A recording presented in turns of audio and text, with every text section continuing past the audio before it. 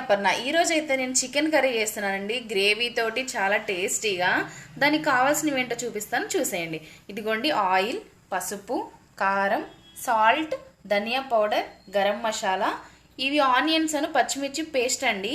ఇది మెయిన్ మనకు కావాల్సింది. కొబ్బరి, జీడిపప్పు, గసగసాలు ఇలా పేస్ట్ చేసి పెట్టుకున్నాను. ఈ రెండు వేస్తేనే మనకి గ్రేవీ బాగా వస్తుంది, టేస్ట్ కూడా చాలా బాగుంటుంది. అండ్ కొత్తిమీర, కరివేపాకు, ఒక 2 టమాటోస్, అంతేనండి. ఎలా చేయాలో చూద్దాం రండి. హలో, మెయిన్ది చెప్పడం మర్చిపోయాను. మనం 3-4 టైమ్స్ నేనైతే బాగా వాష్ చేసి పెట్టుకున్న చికెన్ అండి.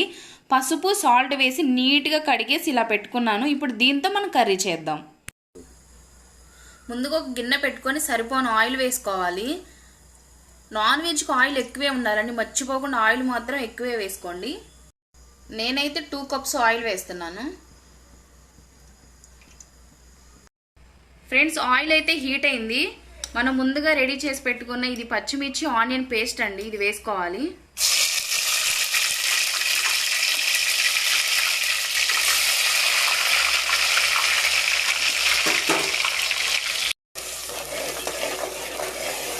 ఫ్రెండ్స్, నేను ఇంతకుముందు మీకు చూపించలేదు, అల్లం వెల్లిపాయ పేస్ట్ కూడా వేసుకోవాలండి. ఇది కొంచెం వేగిన తర్వాత అల్లం వెల్లిపాయ పేస్ట్ వేసేసుకోండి.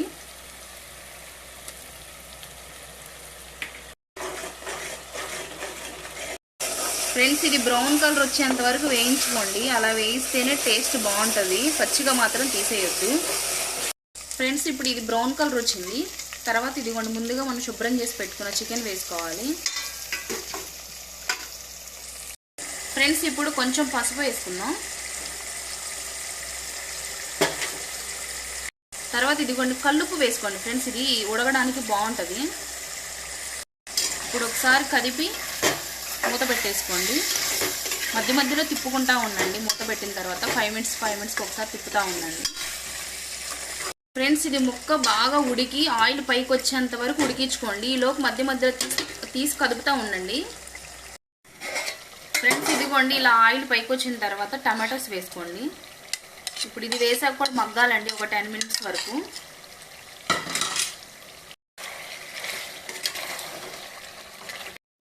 ఫ్రెండ్స్, ఇదిగోండి, టమాటోస్ వేసిన తర్వాత ఇలా ఆయిల్ పైకి రావాలి మళ్ళీను. తర్వాత మనం ముందుగా రెడీ చేసి పెట్టుకున్నాం కదా కొబ్బరి, జీడిపప్పు, గసగసాల పేస్ట్ అండి, ఇదే మనకు మెయిన్. ఇదిగోండి, ఇది కూడా వేసుకుందాం.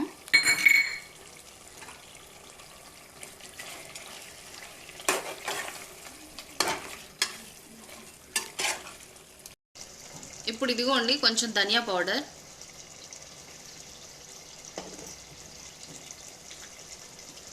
కొంచెం గరం మసాలా, కారం వేసుకోండి. మీకు సరిపడా వేసుకోండి ఫ్రెండ్స్. నేనైతే 4 స్పూన్లు వేస్తున్నాను.